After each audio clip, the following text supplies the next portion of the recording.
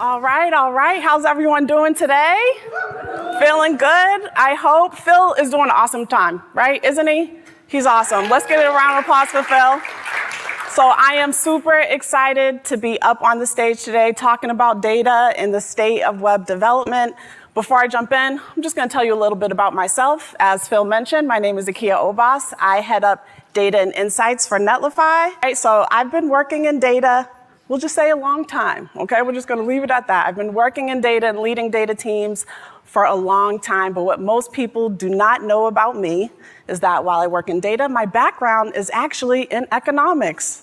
I know, what the hell do you do with the econ degree? That is what my parents said to me my freshman year when I said, yep, I'm gonna, major in economics. So I've heard all of the econ jokes from family and friends over the years. And just to spice things up, I want to share a joke with y'all today. My favorite joke, which is, economists have predicted 12 of the last 2 recessions. Come on, that's a good one, right? All right, I'll get to the point. What does all of this have to do with the state of web development? Well, if you peeked at the news lately, there's a little bit of uncertainty going on in the economy, right? Matt talked about it this morning. But the bright side to economic uncertainty and when the economy is showing signs of softening is that businesses get hyper-focused on preserving revenue, right? And so for Netlify, that means helping our customers drive efficiencies while keeping up with the pace of business. And that's what excites us. That's what excites us about the state of web development. And we're seeing that in the survey data. Composable architecture is the only way to stay agile and ahead of competition in a digital world. So to lean more into the composable movement, we have a survey from this year called the State of Web Development. Not only did we get feedback from thousands of developers this year, but we also got feedback from exactly 244 executives, right? So these executives, technology buyers, we want to know, are they excited about composable web development? Well, let's see. So we asked, more importantly, are executives ready to say goodbye to monolith? Do they have opinions regarding the limitations of monolithic platforms? Let's take a look at the data. So we have a multi-select question where we asked, what are the limitations to monolithic platforms? And the most frequent answer, obviously, is around flexibility. I think we've heard that over and over today, right? Monolithic doesn't provide that flexibility. The second most frequent answer was that monolithic makes you lock into a vendor. And the third most frequent answer was really centered around spend, right? It means that you may be wasting money. What do these top 3 limitations really mean, right? There's a common theme here if you're not picking up on it, right? And that theme is that monolithic makes it hard for you to test potential new technology, right? New technology that can give you efficiency gains, that can give you performance gains, that even give you price flexibility. So do executives understand the limitations of monolithic? Do they understand the benefits of switching to composable? Do they get it? So of course we asked a question in a survey, and the answer is yes, they do. 64 of executives that took our survey said they understand the benefits of going composable. And according to our survey results, the #1 reason executives are excited about the composable movement is that it gives their business faster time to market. Not surprising. They also are excited about composable because it will improve their site performance and give them higher productivity. So let's think about that. What does faster time to market really mean? What does improved site performance or higher productivity really mean? Do we have any folks in here that are in the e-commerce industry? Anyone? Well, if you are, those 3 reasons translate into bigger business impact, right? A few points of conversion increase can translate into revenue, impacting your bottom line. When you can ship changes faster, you impact your bottom line. And what's even more interesting is that while executives understand the benefits of going composable, there are reasons that they're hesitant to take that jump, to take that that leap of faith into the composable world. So what do? We asked in our survey, and this is what we found out. We found out that the most frequent answer from executives is that they don't know where to start, right? They just don't know where to start, followed by the lack of technical talent. This will not add up to 100 for those that are trying to do the math. This is a multi-select question. So just in case you were wondering. And then followed in third place, they don't have enough resources. So again, what does this all mean? What do these 3 reasons really add up to? What's the holdup? Are people being held back by the size of the task?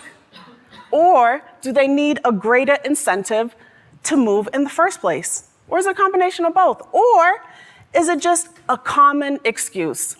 The good news is the value proposition of emerging technologies is that they lower the barriers to entry into the composable web development world. So we asked in our survey respondents, what are they using in terms of emerging technology? And if they are using some of these technologies, are they satisfied? Are they happy? Do they like the thing?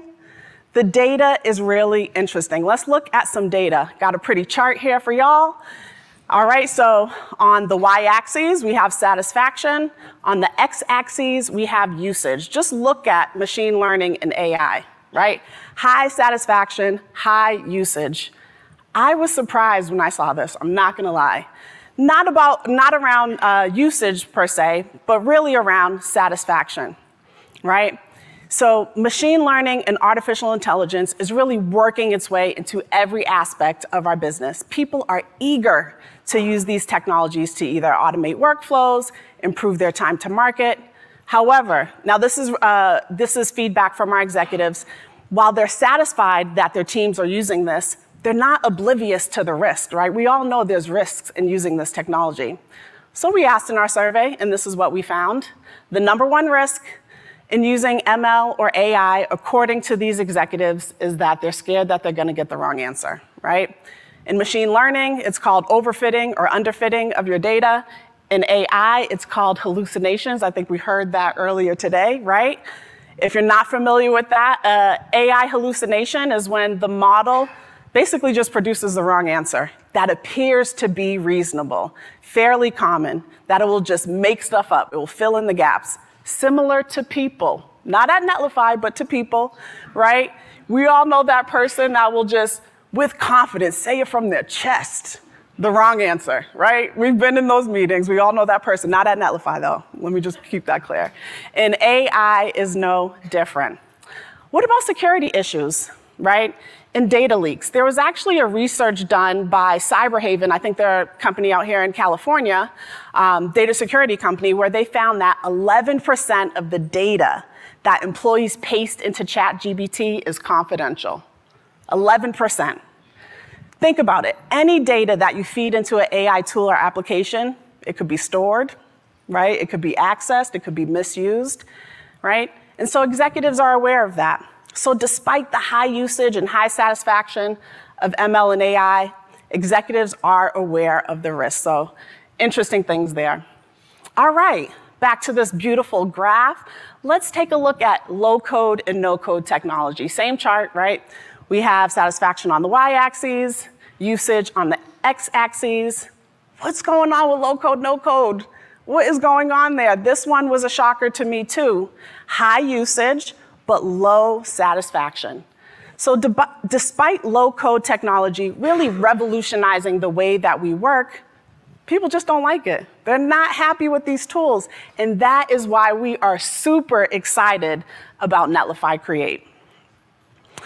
So to address some of these hesitations to moving to composable, low-code and no-code technologies, aren't going to make you concerned about having the right technical talent, right? They're lowering the barriers to entry, right? And maybe in some cases, not going to be worried about having enough resources. And Netlify Create is going to change all of that. And so if you haven't seen the results of our 2023 State of the Web Development Survey, these are some high key points that I want to share with you today. So what did we learn? First, we learned that I don't know how to use this. That's the first thing that we learned. I don't know how to use this. But we also learned that not just teams, executives, they're also fed up with the limitations of monolithic platforms. We also learned that shifting, right, to composable has tangible business benefits. We also learned that there are challenges to make the jump, right? People are scared, they don't know where to start. And then finally, we learned that emerging technologies like ML and AI, low code, no code, will continue to impact our business. So these are all the findings from our survey that I want to bring to your attention. I'm super excited about the state of web development and what it holds for all of us. Thank you. That's all from me.